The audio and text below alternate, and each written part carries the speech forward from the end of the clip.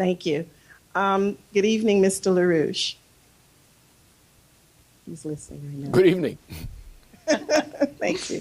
My name is Jessica White. I'm from Brooklyn, and I'm not exactly sure what my question is as a question, so I'm just going to kind of throw some things out there. Okay. Since I've been involved in the LaRouche organization, I've come to know things I never knew before, and I get very, frustrated with trying to go out there and do the type of organizing and talk to people and get them to understand what's going on and get them to do something about it. So I've been thinking all types of things to do beyond what I've already done. And I'm not trying to toot my own horn or anything. I'm just trying to get people in this audience to understand that maybe if they're feeling this way, it's because this is what we have to do. So if we're part of this organization, this is what we have to do. We have to get that frustration to build up, to start annoying people enough and giving out enough materials and going through enough reflection on what to do. So I've even thought of writing an ed-op to the New York Times. I've thought of handing out material on buses, making charts that show what Glass-Steagall is, going through a lot of the things that we as individuals have to come to really fight what's going on and get Obama thrown out. So I guess what I'm trying to say is, what are some of the really practical things that we can do to make this happen? Because if I have to write the ed-op, I'm working with colleagues within the organization now to get something through the UFT on Glass-Steagall. We're met with all types of sophistry every time we introduce this bill, this resolution, and yet we keep plugging at it. So now we think, after months of really hard work, we'll finally get this through the UFT.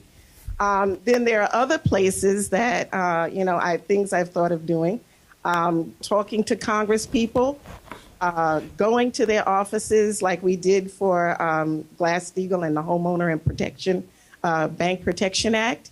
And now it's at the point where I'm getting to feel that I need to hand out stuff on buses, write to the New York Times, write to Congress people. Who are these military people that we need to contact that have been in contact with you? Maybe we need to jump on their case too. So, I think the people in the audience are feeling that, and we need to know some really practical ways of getting this to happen. I guess that's my Well, as you know, yeah. the greatest thing to experience is a surprise. A surprise. And, so you walk in to talk to somebody, and what they're going to do, as you know from experience, the first thing you're going to run into in most cases is they're going to pre-discount anything you've got to say. I don't care whether they've seen you for the first time, know who you are, don't know who you are, whatever. The tendency is, on the one hand, is to try to ingratiate themselves with you, one side, or to pretend to doubt you and say, where are you getting that from? Exactly. And therefore, the greatest element of art is the element of surprise. And you know what that is. You know what it is in music. You know what it is in science and so forth. If you want to get a class awakened in a schoolroom, you have to surprise them. Because if they can pre-discount you, they're just going to sleep there and watch you.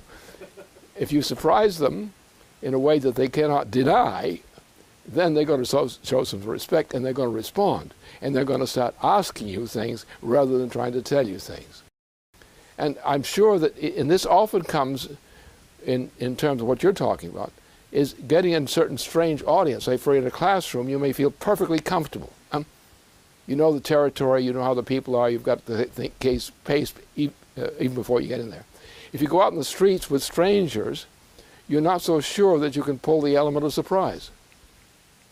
Right. And when you get out in the street more, or in these situations more, then you begin to get more self-confidence and realize that when you're in the classroom, you're self-confident. When you're out of the classroom, you're not as self-confident. But Right. you find that's okay if I understand that. Well, that's the game, the way this game is being played. I've got to get in there and not be hesitant, but go in there with a certain caution, but a certain cleverness.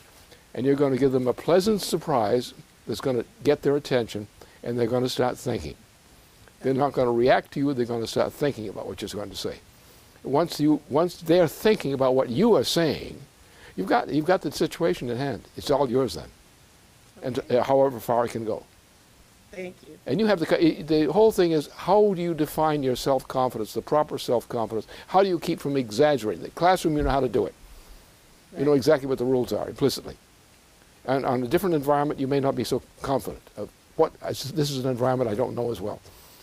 And you may be more hesitant. Well, the best thing to do is just practice it and get involved with other people more, the intermediate thing, where you can get more discussions with small groups of people and things like that. And get their reactions to you in a friendly response area. And that's what we should do. Yeah, so we should be make sure we're forming small groupings, where we work together in a small group. And we discuss what's going on out there, not the classroom area as such necessarily, but some other area. And you broaden your ability, your confidence in dealing with a larger area, thing. And so the more you do that way, the more strength you have in confidence in doing it. Thank you. I think the prognosis for you is very good. Thank you. Hi, Lynn. This is Mark Fairchild from Philadelphia.